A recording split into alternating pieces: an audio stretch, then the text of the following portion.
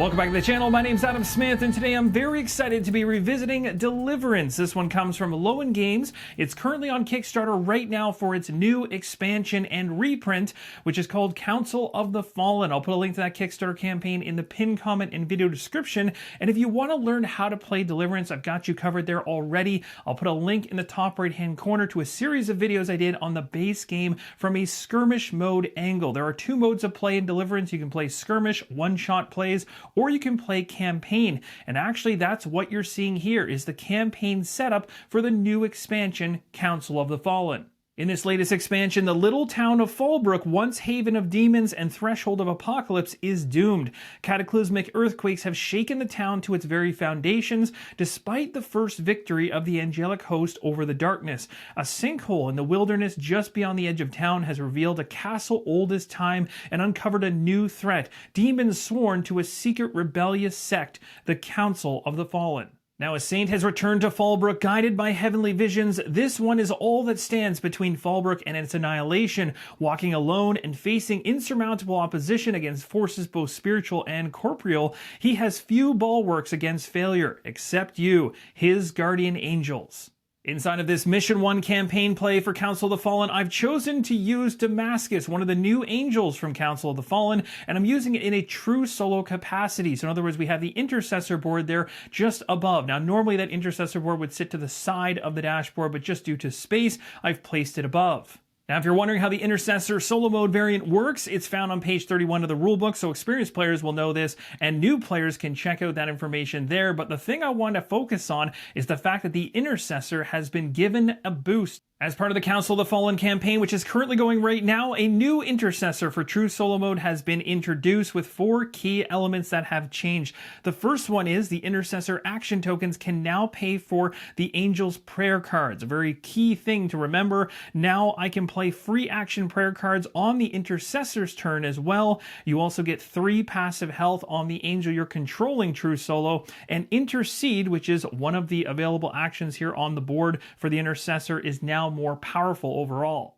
So during Mission 1 of the campaign for Council of the Fallen, you're going to get to see the brand new Intercessor in action. Just before we move into mission number 1, there is a prologue section of the campaign booklet, which I'll show you now. You can feel free to pause the screen and read this. This is 3 pages worth of flavor text to lead you into the campaign. Here's a look at the final 2 pages of that prologue. Now let's dive into the flavor text and narrative of mission number 1. The first mission of the campaign is listed as a tutorial, and it states, "Before you stands a tear in the fabric of time, rent into existence by the hands of the devil himself. Your mission that brought you to the sleepy little town of Fallbrook was to cut off the powers and princes that serve the darkness. However, what you found here was far greater a threat to humanity than you could have imagined. You search for answers and address prayers along the way. You make your mighty stand against the demons, and after a long campaign of hard-fought skirmishes, you now stand before this wound in time itself.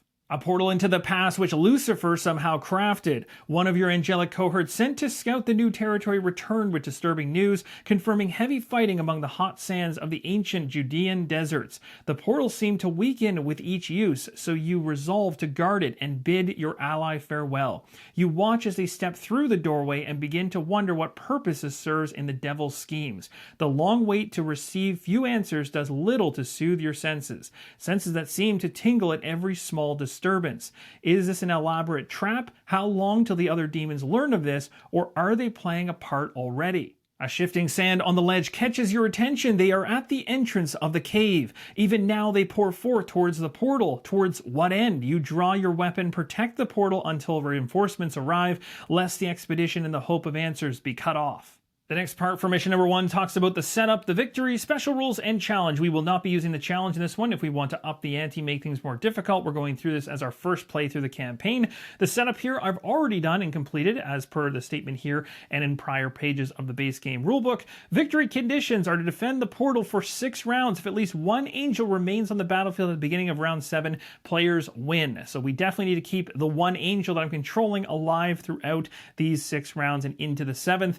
And then special rule says at the start of each round, an event may be activated. We refer to the event chart at the beginning of each round where something special is going to occur, and I bet you it's not going to be positive. For those that are unfamiliar with Deliverance, there are some handy reference cards you can keep nearby in order to follow the flow of the game. The round order here on the left-hand side. We'll be ignoring the level up phase, as that is going to be skipped during the campaign, as your level up is dealt with at the end of each mission, whereas in skirmish mode play, you're actually getting XP and leveling up during your play of a mission. Without further ado, we're ready to dive right into gameplay, trying to survive 6 rounds of play. The very first thing we do is the refresh phase, but there's nothing to do there because all our action tokens are ready to go. We have no events to resolve in our campaign for round number 1, but they will start from round 2 and onwards. We now move into the darkness phase, and we're controlling 2 angels because the intercessor, while not on the board, does count as an angel, so 2 darkness cards on the track. We now move to the action phase where we get to choose an angel to act, and in this case we're choosing between the one we're controlling fully or the intercessor. I'm going to start off by using the intercessor. We have a free action here, which is this icon. It says consecrate. It says once per round, grant your angel a shield, or we can gain a courage. I'm going to go with the shield.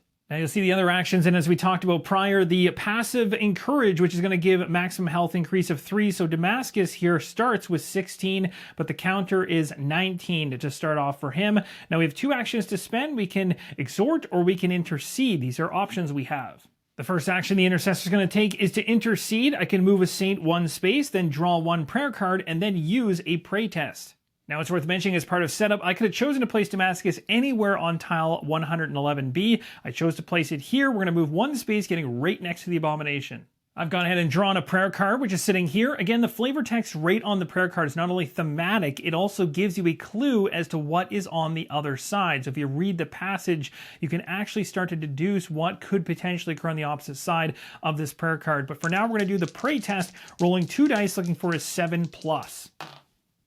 We were unable to succeed at the prayer test. You'll see inside the pray action, which we didn't specifically take. We took the one on the intercessor board, but the test itself is the same. When you do a prayer test, these are the outcomes. If you're successful, you can choose one of 3 options. You can either cast down a darkness card, remove an affliction, or revive a defeated angel.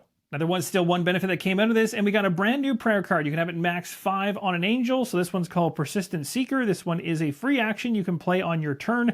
Reveal cards from the prayer deck until a card with an action symbol is revealed. You may use that card as a free action. As I mentioned earlier on when we were talking about the new intercessor for true solo mode, is that intercessor can now actually take advantage of prayer cards which have the free action icon on it. So we can have the intercessor use this right now. And the next card off the top of the prayer deck was one with the symbol we were looking for, the action symbol. And as you remember from the Persistent Seeker card, it says I can use that as if it's a free action. So we can do this right now. It says move a target angel, saint, or demon to a space on the Heavenly Gates tile.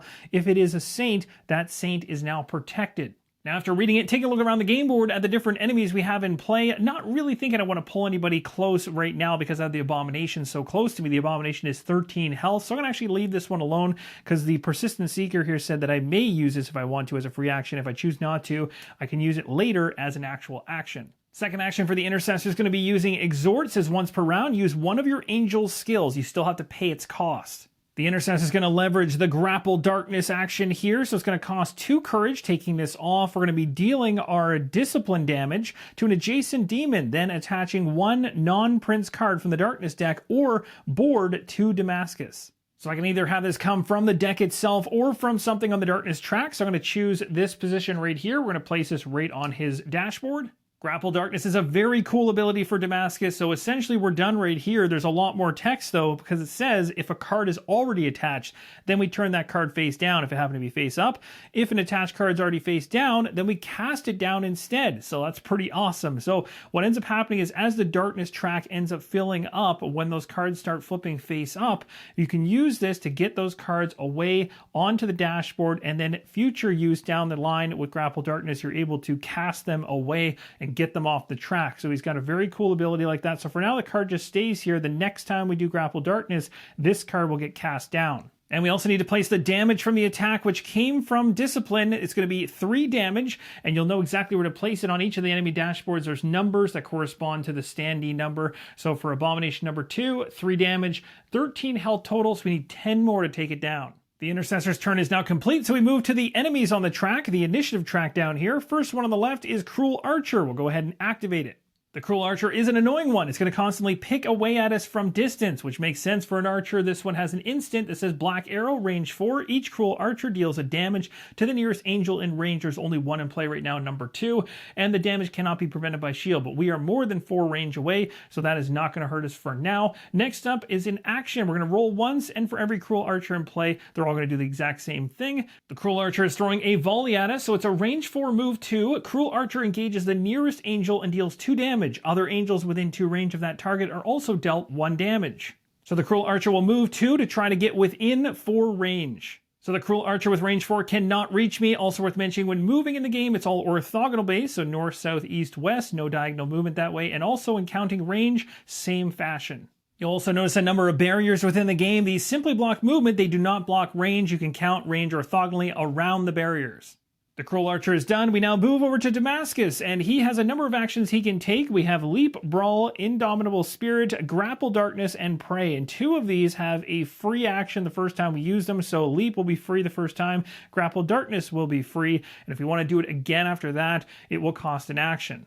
I'm going to start things off by trying to get some courage going here. So we're going to take a free action to leap. I'm going to choose not to move because I'm happy to be adjacent to the enemy to be able to attack it in the near future. But I want to gain that courage. I'm going to go ahead and take advantage of the effect of having a darkness card on my dashboard here by now taking an action to do Brawl. So as you can see here, this will not cost me a courage, but actually give me a courage, which is great. So now we've got 2. And I'm going to deal my strength, which is 2, damage-wise, to an adjacent demon. And if you have a darkness card attached, which I do, we get to test. So a 2 damage attack against the Abomination will bump this up to a total of 5 damage. I'm now going to test, and on a 7+, we gain the Prudence effect, which is going to be pretty cool. I'll talk more about it if we get it, and if I don't, well, I'll talk about it anyway. Let's see how we do. We got a 7 right on the dot. Prudence is just one of a number of different status effects that come new to the game from Council of the Fallen. All the new status and effects that come from Council of the Fallen's expansion are mentioned right here on this nice reference card, similar to the prior ones in the base game. And Prudence right here says to remove at any time to reroll a single die roll. When rerolling a test, choose 1 die to reroll, not both. For my second action, I'm going to choose to go ahead and Pray. This will take up my final action here, but I can still do a free action Grapple Darkness, which I'm holding on to for a second there. But for now, I'm going to take this one, which is going to give me 1 courage, so we'll go ahead and gain that. Drawing a prayer card and testing. And we do still have that Prudence token, so I could discard that if I want to reroll one of the dice from this roll if I don't like it. No need in this case. I'm going to go ahead and cast down a Darkness card, getting rid of the 1 in the Darkness track. So that Darkness card is in the discard pile way on the far right. Also place the prayer card I used earlier, which was just off to the side, in the correct area for discard for the prayer deck. There's a Heavenly Treasure deck. The discard is just above it.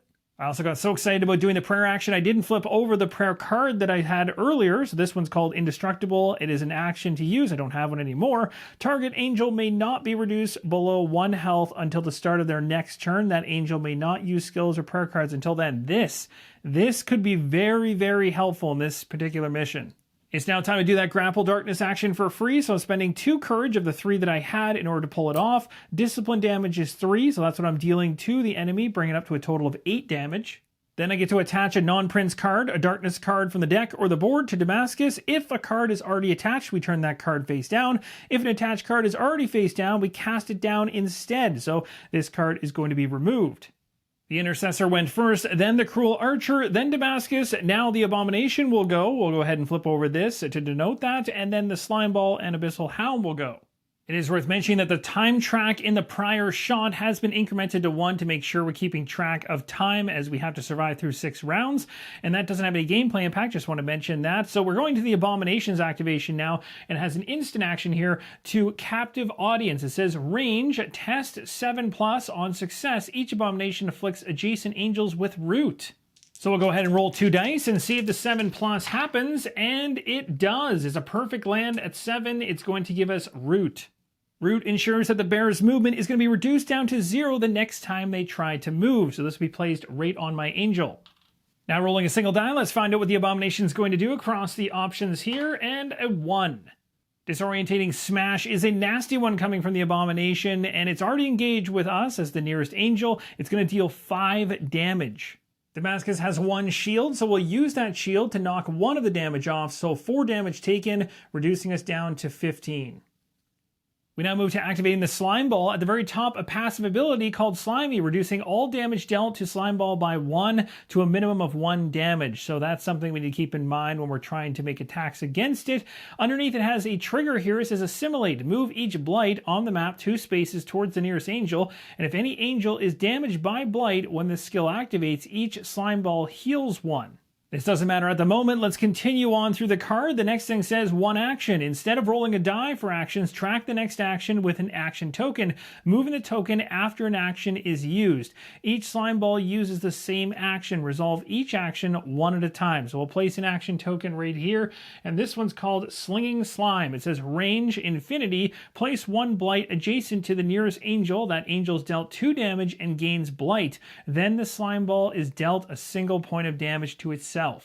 So the blight will go to an adjacent space next to my angel. I placed it here. It's doing 2 damage to my angel, dropping me from 15 down to 13. Not good. Getting lots of hits here.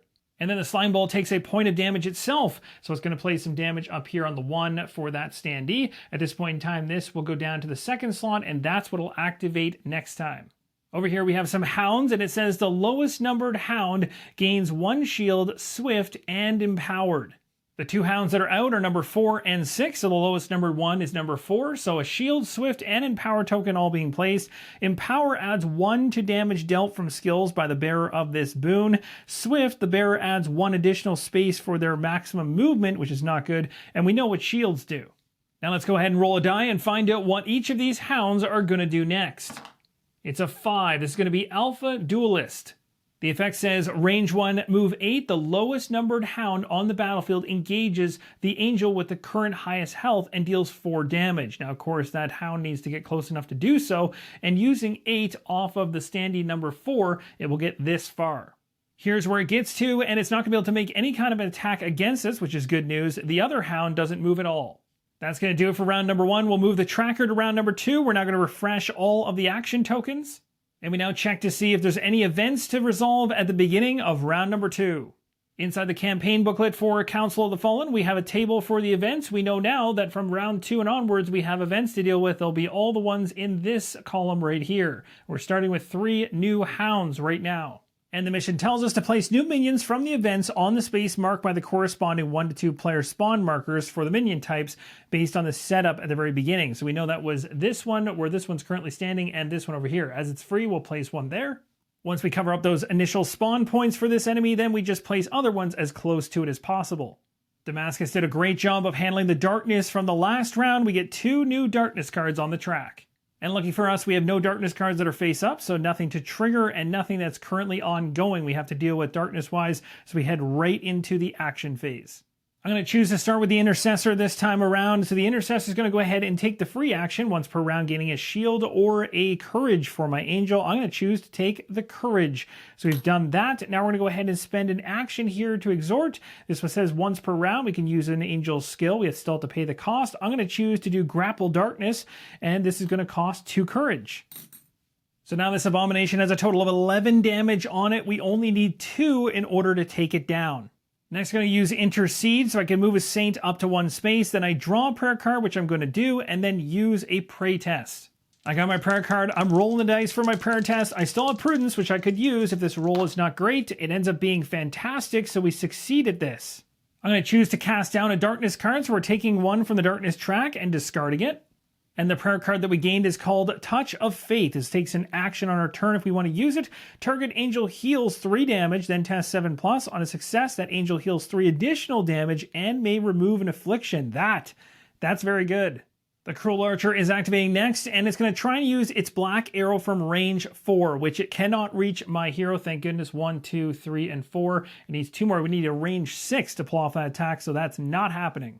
Now let's find out what the Cruel Archer is up to. It is a 5, which is going to be the Cursed Shot. Range 4, move 2. Cruel Archer engages the nearest angel and deals 2 damage, then tests 7+. On a success, you add Curse to the target. Well, the 2 movement it needed to get in range, it's got it now, plus it has the range of 4 to get to me.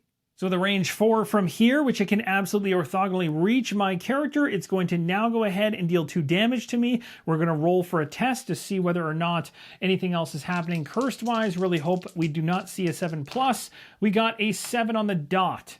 So Damascus at this point in time has been reduced down to 11 damage from the total of 19 that he started with. We are now cursed as well. What this means is every time we fail a test going forward with that curse condition, we're going to be dealt an additional damage. That's not good. Prudence is still here, which we can use to reroll a die when we are making a test if we wish. And Root is going to reduce our movement to 0 the first time we move.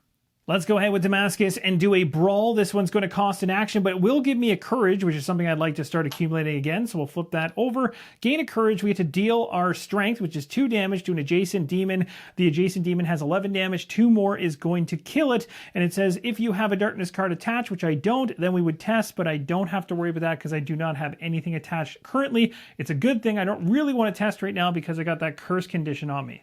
Awesome. So we got one less enemy on the game board, and it was a big one.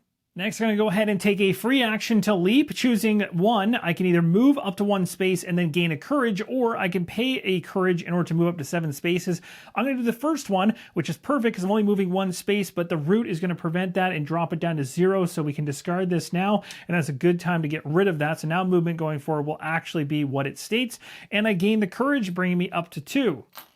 For my second action, I'm going to choose to use Touch of Faith. This could be risky. We're going to go ahead and spend an action. You'll see why maybe in a second. It says target angel heals 3 damage. So we're going to go ahead and bump ourselves from 11 back up to 14. We're now going to test, but we know if we fail a test, the curse is going to affect us in a negative way. So we do still have the prudence to be able to reroll if we need to. So let's go ahead and roll the dice. We got a really high result. That is a massive success. So we get to heal an additional 3 damage, which is what I was hoping for. As I drop the dial down to, or I should say up to 17 now. That's a great heal from 11 to 17. We can remove an affliction. So guess which one is going away? The cursed.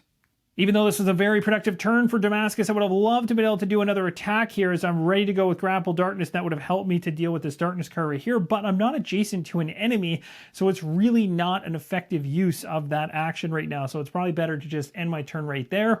And Courage is something you can accumulate up to 5.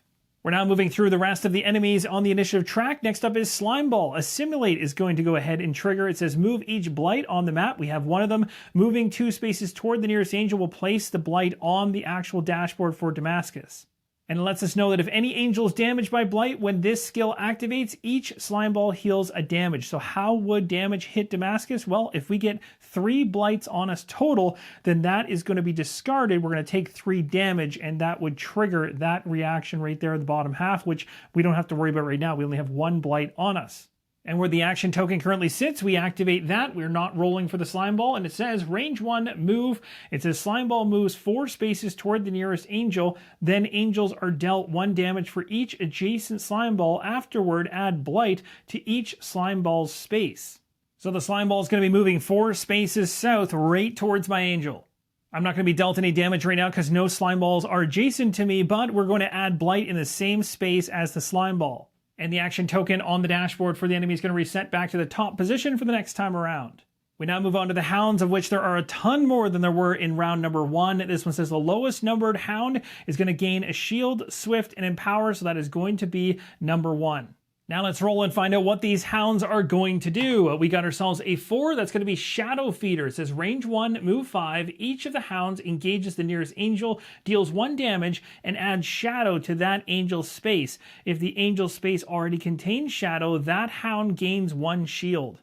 Each of the hounds has now moved, and thankfully no one's engaged with me as no one is orthogonally beside my angel, very, very close with hound number 4. And as none of the hounds are engaged with me currently, none of them are going to add any darkness to my space. That's going to end off the round. Everybody has activated. We're now going to go ahead and refresh all the action tokens and resolve events.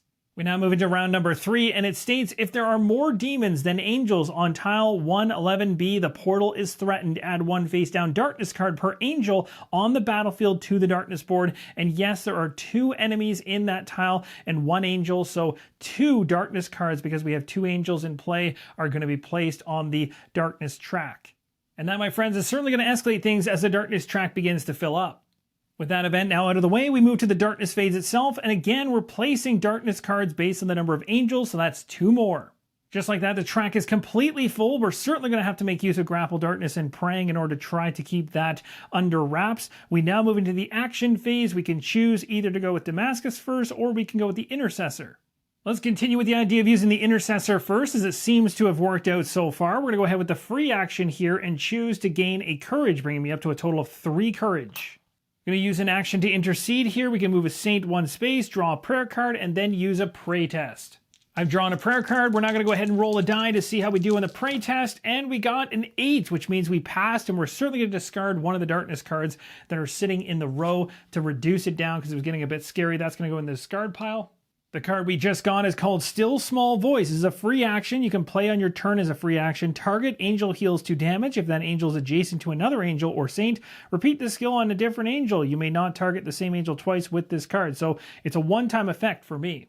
The Intercessor is going to choose to use the free action prayer card that we just got for Damascus. So I'm going to go ahead and use that, healing me up 2, which is going to bring me from 17 to 19. A nice little boost, and we're right back to our full health.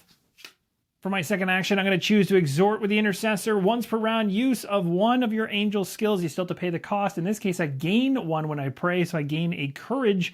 We're now up to 4 courage, and we're going to go ahead and do a pray, which means we're drawing a prayer card, which I have done. We're going to go ahead now and test. 7+ is what we're looking for to succeed, and hopefully I can handle the darkness. Yes, 11. That means I can get rid of one of the casting down, I should say, of the darkness card. We now only have 3 darkness cards in the darkness track at the moment. Now check this out. We got another indestructible card, a great card for those final rounds when enemies are throwing all kinds of attacks against us and we're trying to survive. This is going to come in real handy. With the Intercessor turn now done, we move to the Cruel Archer, and the Archer is going to try to use the Black Arrow. Is it at range 4? Yes, it is. So it's actually going to make contact with poor Damascus. And so this is going to deal 1 damage to the nearest angel in range. The damage cannot be prevented by shields. We don't have any anyway, so we'll take a hit, dropping us down to 18. Now it's time to find out what the Cruel Archer is going to do. It got itself a 4, which is going to be volley. So range 4, move 2. It's actually within range, so it won't go anywhere. The Cruel Archer engages the nearest angel and deals 2 damage. So we're taking 2 damage. Other angels within 2 range of that target are also dealt damage. That won't apply. That Cruel Archer is really liking just sitting back and pecking away at our hero. We're going to drop ourselves from 18 down to 16. Now Damascus is up next, and I'm really eyeing to try and take down that slime ball because I want to reduce any chance that we could get up to 3 blight on our character dashboard, which would translate to 3 damage. So we really want to get over there and stop all those blights from showing up. So as a free action, we're going to choose to leap. We're going to go ahead right now and pay 1 courage of the 4 that I have to move up to 7 spaces. And I've strategically placed myself on the west side of the slime ball because I really don't want that pack of hounds to be close enough to be able to engage me next time they activate in the near future. But we'll see how that pans out depending on what they get. For now, we are close by, so we've gone ahead and done our free leap. I'm going to take another free action here to do my grapple darkness. So this is going to cost me 2 courage, which I do have. And we're going to go ahead and we're going to deal this much damage, which is 3 right here for discipline against an adjacent demon. So the slime ball's taken 3. There was already 1 damage on the slime ball, so 3 more gets it up to a total of 4. We need 2 more to take it down. Now let's continue to make use of that awesome grapple darkness ability. We can take a card from the top of the deck. If we knew what it was, it'd be useful that way. Or we can choose to take one from the row here. So I'm certainly going to take one from the row as they're all face down. Doesn't matter which one I choose. Placing it here. Now let's spend our very first action to do the Brawl attack. This is going to be a +1 for courage, so we're going to gain a courage back up to 2. We're dealing our strength in damage, which is 2, to an adjacent enemy, which is all we need to take the slime ball down. So the slime ball's been taken out. We'll clear up the dashboard and remove the miniature and adjust the initiative track. Now, Brawl next tells us that if we have a darkness card attached to us, we have to test 7+ on a success. We gain prudence. On failure, Damascus is going to be dealt 2 damage. We still have prudence. We haven't even used it yet, but we're going to roll this test anyway because we still have to do it. We might get damaged, but I do have the ability to use the prudence I have to try to reroll a die if things go south. And actually they did. I got a 4 and a 1. We're going to use prudence right now in order to reroll the 1 to make sure that we pass it. And we didn't. Unfortunately, we are taking 2 damage. That was certainly an interesting twist. We have 14 health remaining on Damascus, so we're doing pretty good. We do still have an action to spend. For my final action, I'm going to choose to pray. So I'm going to go ahead and gain a courage. We're going to be up to 3 courage now. We draw a prayer card. We're going to test. So we'll do that draw. We'll go ahead and roll. Let's see how we do. Do we get a 7+? Here's hoping. We got a 6. Oh, and now I don't have the wonderful prudence token that I had before. So I did not get the advantage of the pray, but I do get the card still. Let's see what it says on the other side. It says consistent in prayer. This is a free action. It says if there are at least 3 prayer cards with actions in the discard pile, target angel gains an action to use immediately. Here's a look at the discard pile for the prayers that I've currently used. So I've only used one that has the action symbol there in the center. So once I've used two more that have that action icon on them, then this one as a free action will be very beneficial. Now, one correction that I need to make around the hounds as we activate them right now is the fact that the 4 standee and the 1 standee had the swift token on them, which means gameplay impact wise, this hound would have actually been able to make it to be adjacent to Damascus in the last turn and do an attack against him. So I'm going to still do that attack retroactively.